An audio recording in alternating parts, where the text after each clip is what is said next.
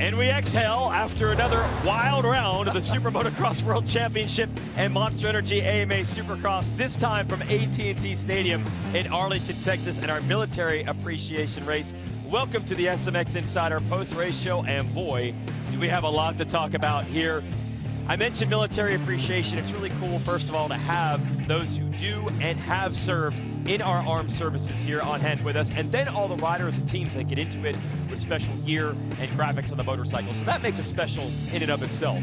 Yeah, and to see them coming here and watching Monster Energy Supercross, we're so thankful for all the men and women who serve and who has served. Thank you guys very much. And then we thought, well, we'll probably have a show to put on for the fans and those veterans who came out to watch because of how competitive this series has been thus far.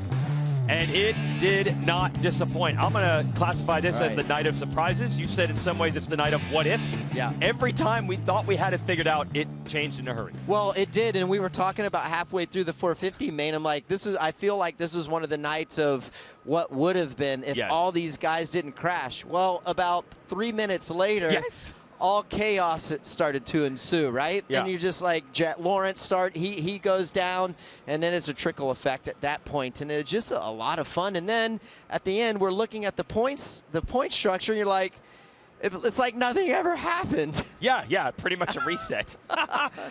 So there's a lot of action to show you. Yeah. We'll get to our highlights here and talk about it. Here's what it looked like round 7 from Arlington, Texas. Give you the 450 class here. It was awesome, the pit party. We had beautiful weather outside and some determined veterans like Ken Roxon on the right, who won our previous race at Glendale, and Eli Tomac trying to bounce back after a subpar based on his standards start to the season, and all chasing the rookie Jet Lawrence, who has that red number plate because he had retaken the series lead after a podium at our previous race. And then Jet gets the whole shot. In the race this year where he's done that, he's won.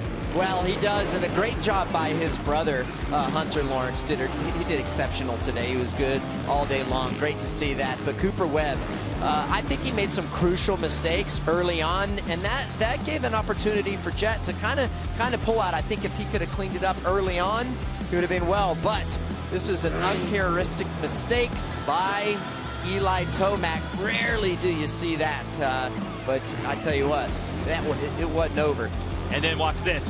Roxon's trying to get around Vince Friese. He goes down. It collects Malcolm Stewart, Dylan Ferrandis, and a bunch of others. Saw that collision with Vince Friese and Ken Roxon and Malcolm Stewart. Keep that in your mind because you haven't seen the last of that. So Tomac starts a charge, a comeback. He was 11th, and now he's catching Hunter Lawrence for a piece of the top 5. Talk about it. This was one of those rides, beast mode. Aaron Plessinger talked about it. It's like, yeah, that was beast mode. And when Eli Tomac is in one of these modes, you can't stop it. He made it all the way back to the podium there, making the move on Aaron Plessinger for 3rd. And listen to that crowd here in Texas. They love that. Yeah, going wild. And never did I think that they were going to move up. But check this out. The man is leading Jet Lawrence and just gets sideways on the takeoff of that triple, Jason, and goes sideways. Looks like he lost his balance maybe a little bit. Just a quick slip up. But he gets back to Webb. This is the final lap. Battle through the whoops, but watch Friese up ahead getting lapped. Remember what I said about Vince Friese and Ken Roxon collision? Same thing there. I think Jet probably should have been looking up a little more, anticipated that, but you live and learn. So that allows Webb to escape with the win. He has been the strongest rider in this stadium many times tonight. Maybe he was the luckiest. Sometimes better be lucky than good. I mean, you talk about Jerry's world. This is Cooper's world. Yeah, this is Cooper's world. 6 times he has won here since 2019. That is unbelievable. Of course, we did race here 3 times in 2021 during our residency program during COVID, and he won all 3 of those. Incredible. And look, Tomac ends up 2nd, Plessinger 3rd. That final crash for Lawrence bumped him back to 4th. Absolutely wild. I mean, you think about like Ken Roxon, Eli Tomac. I mean, those guys were way back. For them to come back up, and look at Chase Sexton there. He's 6th, but he's not far out of the points lead, and it's just wild, Jason.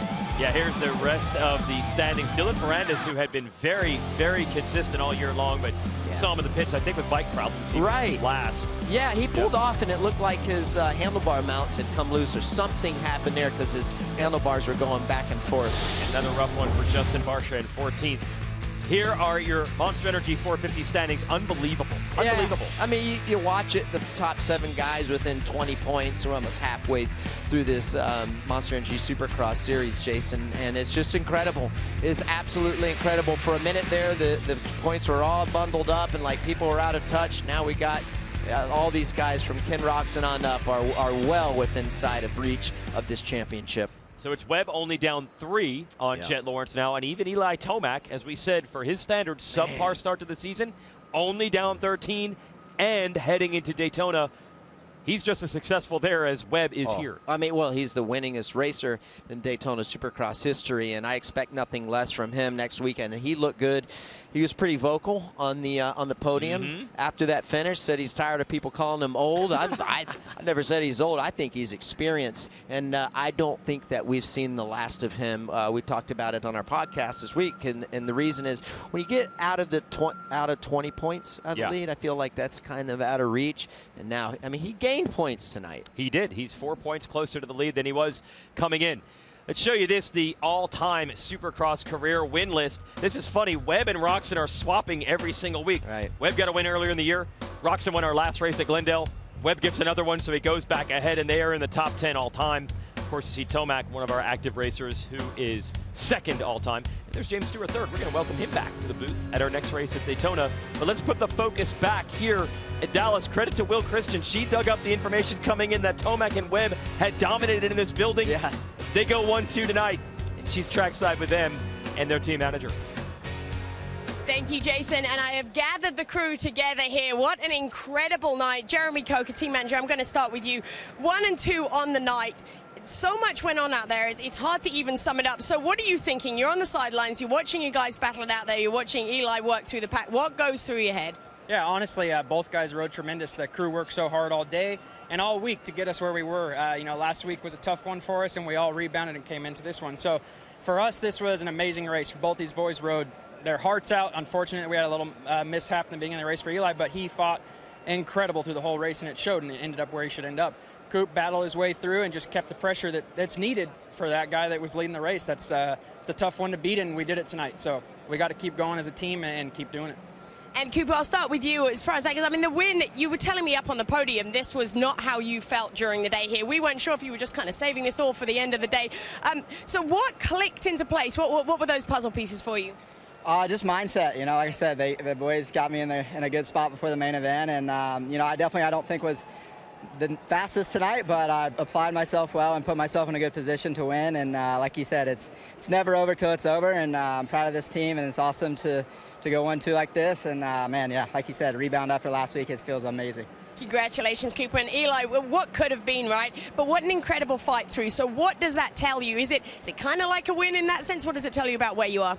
Yeah, I was just able to be there at the end of the race, and in this condition, I, was struggling in the ruts beforehand, and that was Detroit. So I feel like this was somewhat similar, and we're coming around. So it was a big step forward for me in that situation. Even my starts felt better, tonight. So looking forward to getting going for these last 10. Well, between the two of you, still own Arlington now. That's been going on since 2018, and it'll continue. So congratulations to the whole team, guys.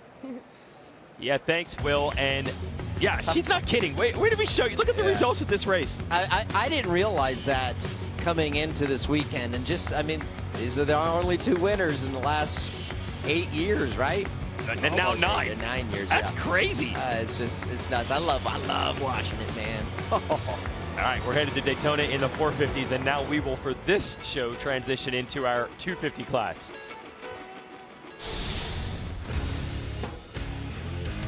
So 250 highlights from AT&T Stadium in Arlington.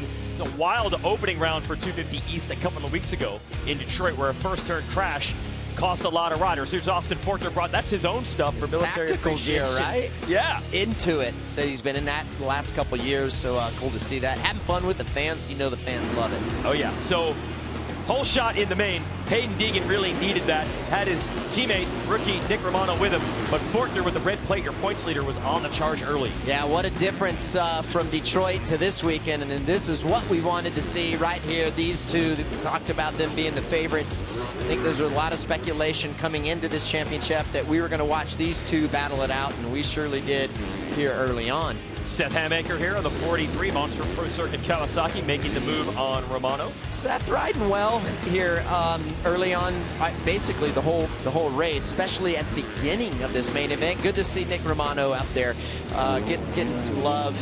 And then Cameron McAdoo, I thought if he was able to get by his teammate a little earlier, he maybe could have had a chance. Yeah. This section was getting difficult. Yeah, you got to watch that. We talked about it during the race. This guy's having a tough time backsiding at tabletop. Deegan's keeping some pressure on Forkner. Yeah. It's that same rhythm section that we showed you earlier. Yeah, He kept them steady. And here it is. Oh, brutal for Forkner while leading. Absolutely brutal crash onto the concrete. Here's another look, and this was a very tricky start. So he comes up short. Okay, watch, his weight gets kicked forward, his feet gets kicked off the pegs, and his left hand comes off, and then he goes off track. You guys can see the rest of the result from that. You just hate to see it, and you see the emotion there. You know what's on the line. You know what he's been through the last 5 years, and you hate to bring it up, but you have to in our position sometimes, and I just hope that he's okay at this point. I don't even want to speculate. And look at that. Deegan seems surprising. This is actually his first Supercross win, and that's how you celebrate it in the Deegan family with the Ghost Ride. That's what his dad did when he won a Supercross back in 1997. Well, you wonder when it was going to come. And I was looking to see a type of ride like this. He did a great job, and he was right there before Austin Forkner fell down. So, and we still had some racing left. Anything could have happened. Did he get a gift? Yes, but he was in the right spot, and he played it perfectly. He was applying pressure. Yes. See McAdoo on the podium, and Tom Vial from way back. He had a big crash. Yes. In that same rhythm section in qualifying. Great job by them. And Pierce Brown, some notables. Pierce Brown and Seth Hamaker, great job by those two riders. And Max Anstey was way back early, ends up 6th. That is important. We'll show you why in a moment. Here is just outside the top 10. Romano goes back to 12th. Forkner will finish 20th. They'll actually score 2 points for that. And also Jalik Swole was down in that rhythm lane. He did not finish this race either. Hope he's okay. Tough weekend for the Triumph team. So I mentioned Anstey's 6th is big, and here's why.